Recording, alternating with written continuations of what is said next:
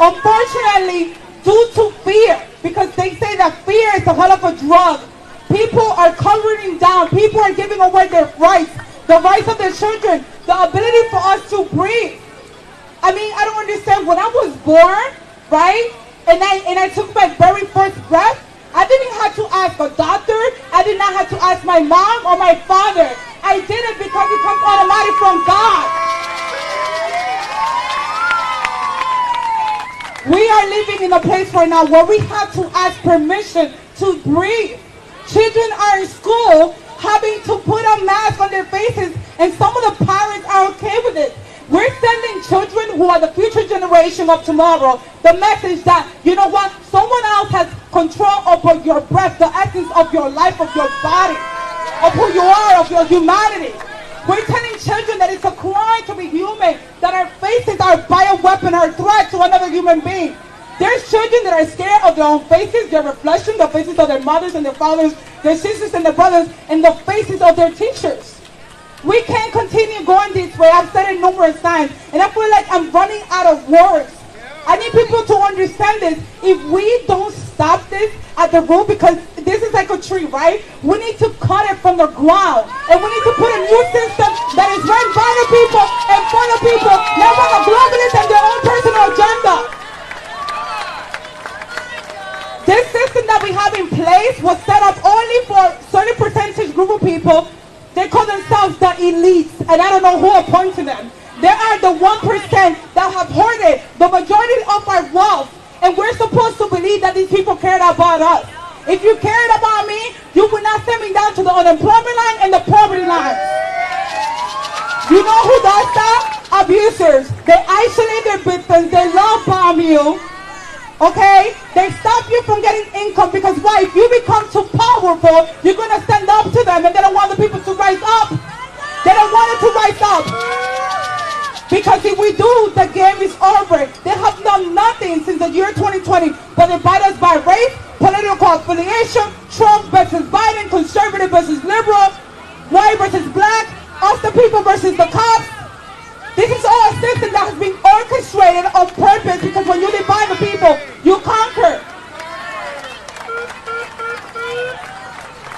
I need people to understand that every aspect of our society, the school system, the health department, agriculture, the economy, mainstream media, entertainment, all of it has been infiltrated. The reason why they need to infiltrate the system, because they need you to be dumbed down. A person that has self-knowledge and that's educated, and when I mention the word education, I'm not talking about a college degree, okay? Because a college degree comes from these institutions that are there in place to indoctrinate the mind of the younger generations to come. And they're doing nothing but giving them Marxist ideology. It's called ideological subversion, right? And it takes 15 years to change the mind and the perception of one whole generation. And unfortunately, they have done that already. The generation has become demoralized, okay?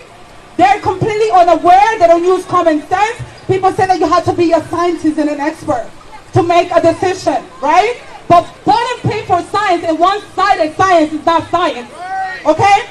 The same people that put out these studies are bought and paid for by these politicians. So they're only giving us one side. Like I said, they don't want to empower you. They don't want to give you knowledge. I don't see them coercing you to go lose weight. I don't see them coercing you to grow up your own food. I don't see them coercing you to learn real economics. I don't see them coercing you to be healthy. I don't see them coercing you to open up your own business. I don't see them coercing you to open up your own school.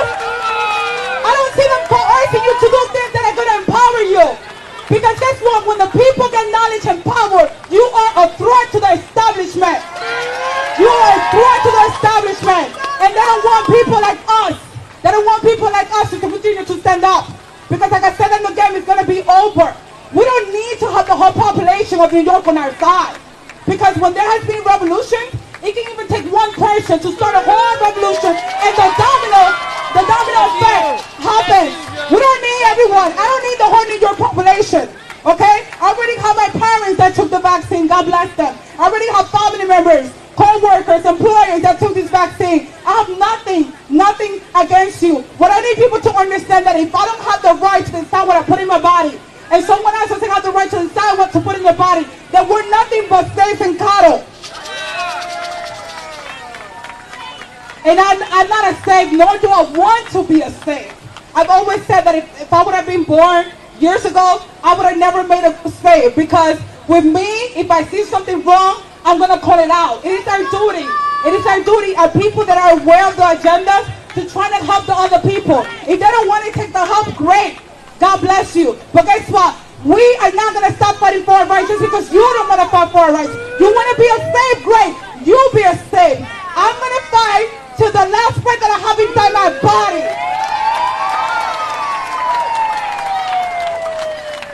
We have nothing else left. This has become like a job for me.